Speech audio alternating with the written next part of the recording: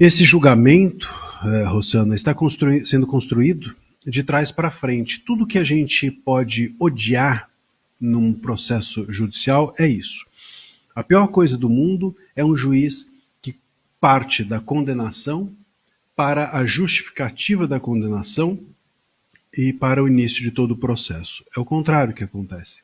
Vem todo o processo, você abre mão de julgar aquilo, você ouve, você reflete e depois você julga com isenção e aí, se o caso, condena ou não.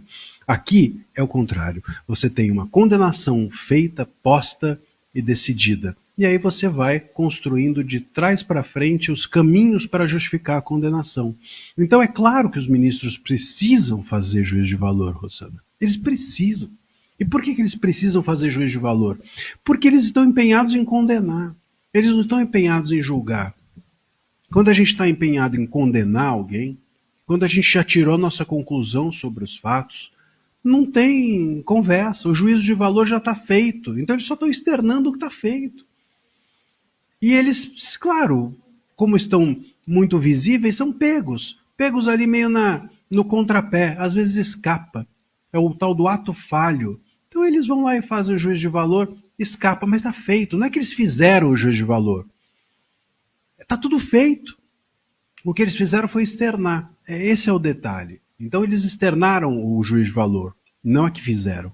Isso, o juízo de valor está feito. E a prova disso foi quando o ministro Moraes, sobretudo no início, quando houve o primeiro recebimento, o recebimento da denúncia do Núcleo 1, e que ele mostrou, lembra aquele videozinho? Um videozinho com música de fundo, dizendo, olha, vocês aqui que dizem que só tinha velhinha, olha aqui, enfim, não era bem assim. Quer dizer, uma coisa completamente absurda, de você já fazer juízo de valor sobre todo mundo.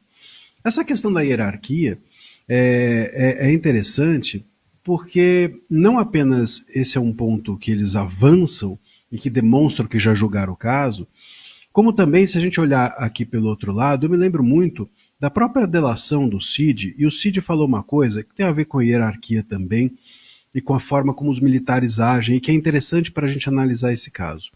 O Cid, num dos vídeos da sua delação, que é uma delação não espontânea e coagida, mas ainda assim nos serve para algumas reflexões, e o Cid dizia assim, olha, pela teoria da compartimentação, que é como funciona a inteligência militar, eu sabia de apenas parte do que estava acontecendo. Aliás, isso serve também para o Felipe Martins, porque se o Freire Gomes não sabe, não conhecia o Felipe Martins, se o Freire Gomes, lá no depoimento na Polícia Federal, diz que possivelmente ele estaria, sabe quem sobra para justificar qualquer coisa a respeito do Felipe Martins? A delação do Mauro Cid. E o Mauro Cid disse que ouviu dizer. E por que ele ouviu dizer? Porque o Mauro Cid disse nessa delação que por essa teoria da compartimentação, o militar ele sabia apenas de parte. Por isso que é compartimentação. Compartimentam-se os blocos. Você vai fazer isso e você não sabe qual é o próximo passo. E nem qual foi o passo anterior. Então, meu caro, isso não é para golpe de Estado, isso é para o funcionamento da inteligência militar, para a proteção do Estado, inclusive. Então, se você tem uma tarefa, você é um militar, você vai fazer a tarefa A, e depois você vai entregar essa tarefa A para alguém que vai fazer a tarefa B, e você não sabe qual é essa tarefa B. Então, quando você faz algo, você não sabe qual é a finalidade do porquê que aquilo que você está fazendo vai ser utilizado. Como é que uma pessoa dessa, que faz algo e não sabe para que vai utilizado, pode testemunhar a existência de um golpe que aconteceria só lá na frente em tese. É óbvio, portanto, que o Cid, nem o Cid e nenhum outro desses militares, sobretudo os militares que não estavam dentro do governo, eles são incapazes de contar o que realmente, de onde as coisas vieram e para onde elas foram, ou iriam. Né? E esse é um ponto importante. Então a gente está falando aqui de hierarquia, eu acho que esse é um ponto nevrálgico também, pelo funcionamento da inteligência militar, não apenas a hierarquia é uma questão, como essa questão da compartimentação. O que acontece é que para a PGR isso pouco importa, porque a PGR pega as partes do quebra-cabeça e força a barra.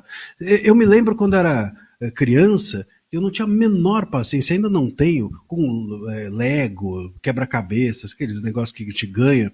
E a peça não juntava, eu arrancava um pedaço da peça e colava ali, inventava uma paisagem nova. Se a peça não colava, eu forçava para colar. E é isso que está acontecendo aqui. A PGR, como as narrativas não colam, eles inventam em cima da narrativa e construíram uma história que tem muito mais a ver com um roteiro de cinema do que com uma peça jurídica.